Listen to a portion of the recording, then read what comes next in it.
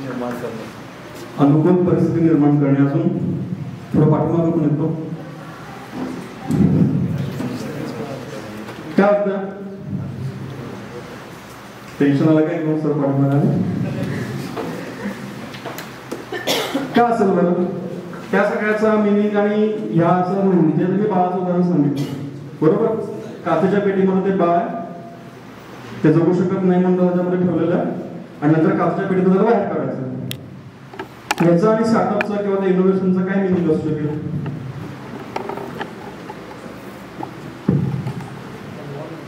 Okay clear? Exactly, to handle it delicately cautiously. Correct. अजून ठीक आहे. सी आपल्याला वाटतं की स्टार्टअप्स चालू करायचे म्हणजे ठीक आहे, आयडिया तर पाहिजे बरोबर, आणि सगळ्या बाकीच्या गोष्टी पण पाहिजे, पण त्यासोबत काय पाहिजे? पैसा पाहिजे ना, फंड्स पाहिजे. मग पैसा नसेल तर मी डेव्हलप कसं करू? पैसा आहे बऱ्याच वेळा असं पण परिस्थिती नसते, घरातले म्हणत असतात की तुला पाहिजे तेवढे पैसे देतो पण काय तर सुरू कर, स्वतःचं काय तर सुरू कर, पण त्यावेळेला हे समजत नाही की काय सुरू करायचं बरोबर. म्हणजे कधी कधी आयडिया आहे पैसा नाही, कधी कधी पैसा आहे आयडिया नाही, त्याच्याकडे दोन्ही पण आहे, त्याला काय अडचण नाही यायला पाहिजे. मग जर एवढं सोपं असेल तर प्रत्येक 10 स्टुडंट पाठीमागे ऍटलिस्ट एका विद्यार्थ्याकडे तरी कॉम्बिनेशन असेल, 2 विद्यार्थ्यांकडे तरी कॉम्बिनेशन असेल. पण नंबर ऑफ स्टार्टअप्स तर आपल्याच कॉलेजमधून कमीत कमी 100 स्टार्टअप्स उभे राहिले होते. बट स्टील काहीतरी तिथे प्रॉब्लेम्स आहेत, हर्डल्स आहेत. मग ते हर्डल्स काय आहेत ते अनालिसिस करणं. मुळात ज्या वेळेला एखादा पर्सन इन्क्युबेशनला कनेक्ट होतो, इन्क्युबेशनचं मिनिंग काय आहे, काय आहे ते आता त्याला मी स्टार्टअप इकोसिस्टमच्या रिलेटेड थोडंसं आपण विथ रिस्पेक्ट टू दॅट आपण थोडं ते समजून घेऊया. सो बेसिकली एखाद्या स्टुडंटकडे किंवा एखाद्या इनोव्हेटरकडे आयडिया आहे आणि पैसा आहे आणि जर त्यानं स्वतःचं ते चालू केलं तर इट मे पॉसिबल की त्याचा प्रॉडक्ट हा कस्टमर पॉइंट ऑफ व्ह्यू तयार झालेला नसेल. ओलाच एक्झाम्पल, समजा ओला मी त्यांची सर्व्हिस गडिंग्लास मध्ये लॉन्च केली असती, what you think? Ola sustain झालं असतं? सस्टेन उभं तर राहिलं असतं का? कारण एक्झॅक्टली टॅक्सीवाल्यांचा प्रॉब्लेम हा गडिंग्लास किंवा कोल्हापूरमध्ये लोकांचा नाहीच आहे, बिकॉज गडिंग्लास कोल्हापूरमध्ये टॅक्सेस नाही आहेत. आपल्या इथं त्या टमटम रिक्षात फार मात्र वेळा काढतात बरोबर. टॅक्सी आणि टॅक्सीची अरोगन्सी आणि मग ते जादा चार्जेस लावणं वगैरे या गोष्टी हे प्रॉब्लेम्स आपल्याला नाहीच आहेत. मग जरी समजा तो प्रॉब्लेम आयडेंटिफाय झाला असता आणि जर त्याचं गो टू मार्केट किंवा मार्केट प्लेस जर त्यांनी इथं फिट करायचा प्रयत्न केला असता तर ते फेल केलं असतं. म्हणजे आयडिया पण आहे, पैसा पण आहे, पण जर ह्याचा अवेअरनेस नसेल किंवा ह्याचं कळालं नाही की ते कुठे सेव्ह करायचं आहे. तर दुसरी गोष्ट, आयडिया पण आहे, पैसा पण आहे, मार्केट पण मला माहिती आहे, पण मी मेकॅनिकल बॅकग्राऊंड आहे, सिव्हिल बॅकग्राऊंड आहे आणि माझी आयडिया पूर्णपणे IT मध्ये आहे बरोबर. असं पण असू शकतं कदाचित तुम्ही जे शिक्षण घेताय whatever the thing that you are learning through your academics, it may possible your idea should be different because तुम्ही तुमचा प्रॉब्लेम आयडेंटिफाय केलेला आहे आणि त्याचं सोल्युशन तुम्ही घेऊन आलाय, पण त्याच्यामधल्या टेक्निकल स्किल्स किंवा इतर स्किल्स तुमच्याकडे कदाचित नसतील. तर अशा वेळेला परत पहिल्यापासून मी ते सगळं शिकतो. फॉर एक्झाम्पल मेकॅनिकल मधून असेल, माझं इलेक्ट्रॉनिक्स प्रोडक्ट असेल तर मी सगळं प्रोग्रामिंग शिकतो, मी इलेक्ट्रॉनिक्स हार्डवेअर शिकतो आणि मी प्रोडक्ट चालू करतो बरोबर. तर कदाचित हे सगळं नॉलेज घ्यायला 6 महिने, वर्ष, 2 वर्ष जातील आणि इट मे पॉसिबल की after 6 months, 1 year, 2 years, whatever the idea was in my mind, that will be totally outdated.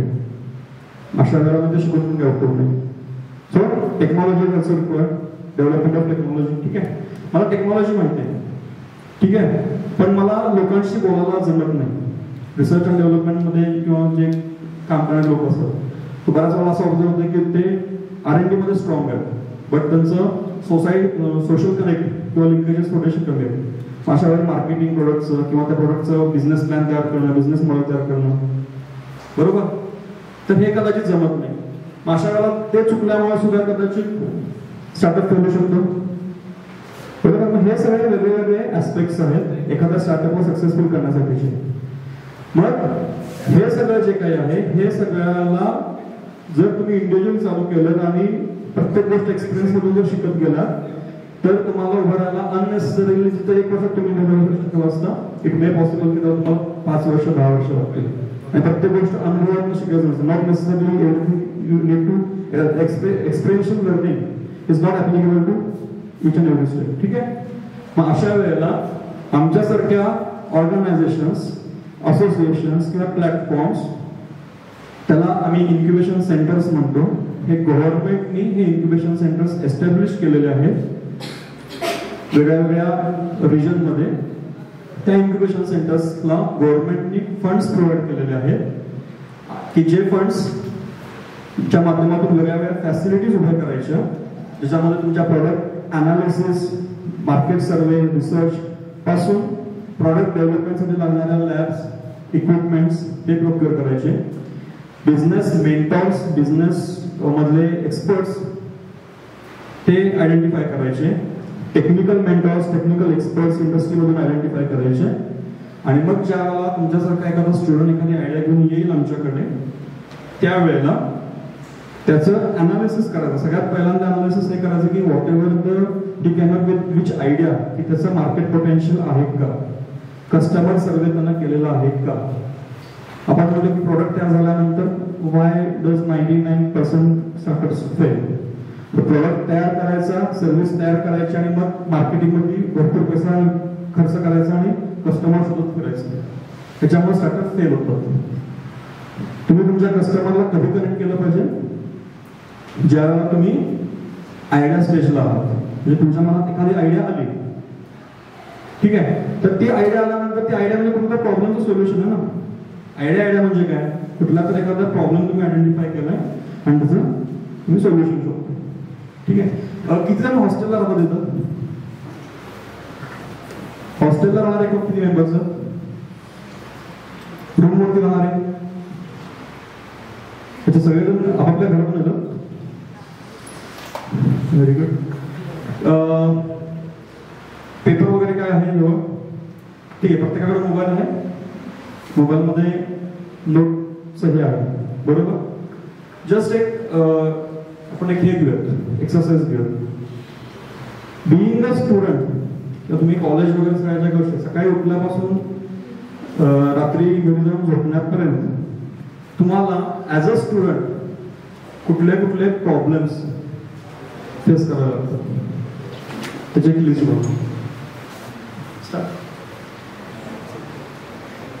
मी तुम्हाला इंडस्ट्रीमधले प्रॉब्लेम्स आयडेंटिफाय करायला म्हणणार नाही. आय डोंट नो की तुमचे इंडस्ट्रीशी किती कनेक्ट आहेत, इंडस्ट्रीमध्ये तुम्ही किती इंटर्नशिप्स किंवा ट्रेनिंग केलं. ठीक आहे. त्यामुळे इंडस्ट्रियल प्रॉब्लेम्स किंवा इंडस्ट्रीच्या बद्दल आपण नको बोलतो. इव्हन सोसायटीमध्ये पण तुम्हाला असं काही ना काहीतरी असेल ना आपल्या मनामध्ये किंवा ह्याच्याऐवजी हे असतं बदल असतं. राईट. स्टार्ट.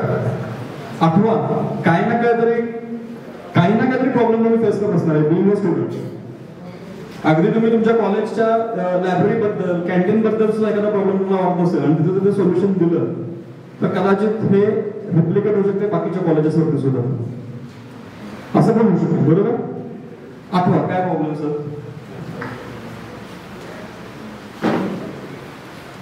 एक प्रॉब्लेम मी तुम्हाला जाता सांगतो. कॉलेजच्या बसने किती लोक येतात? ऑलमोस्ट सगळे. कॉलेजची बस कुठपर्यंत आली आहे? याचे काही ऍप्लिकेशन्स आहेत तुमच्याकडे मोबाईलमध्ये? तुम्ही कसं मग ते ट्रॅक करता बस टायमिंग नुसार? पण मग कधी कधी 10-15 मिनिटं अगोदर पण थांबावं लागतं. 2 मिनिटाच्या अंतरावरती घर स्टॉप पासून पण 10-15 मिनिटं अगोदर थांबावं लागतं, बरोबर.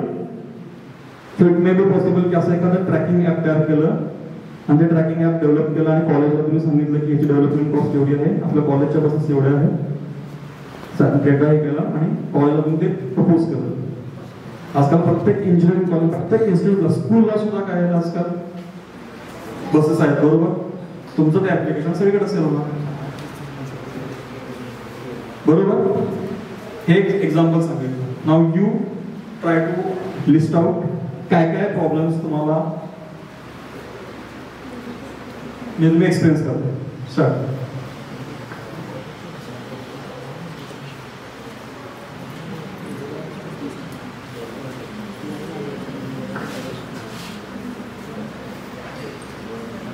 मी प्रत्येकाला विचारणार आहे, प्रत्येकाच्या लाईफमध्ये प्रॉब्लेम नाही असं कोण आहे का इथं? असं कोण आहे का सगळ्या प्रॉब्लेम्स मधून मोक्ष प्राप्त झालेला आहे? प्रत्येकाच्या लाईफमध्ये काय ना काहीतरी प्रॉब्लेम असेल. पर्सनल विचारत नाहीये मी, रिप्लाय देत नाही. काय करू? We are talking about the technological startups. हा ओके, प्रॉब्लेम नाही, हाच प्रॉब्लेम आहे. तोही मला प्रॉब्लेम आहे. चला, आयडेंटिफाय काय जे काय असेल घरामध्ये असेल, अगेन फॅमिली प्रॉब्लेम बद्दल मी बोलत नाही आहे. असे डे टू डे लाईफ मधले काही हर्डल्स असतील किंवा ती गोष्ट अजून जरा सोपी झाली असतं बरं झालं असतं. जे काय असेल, चला का मोबाईल आहे ना,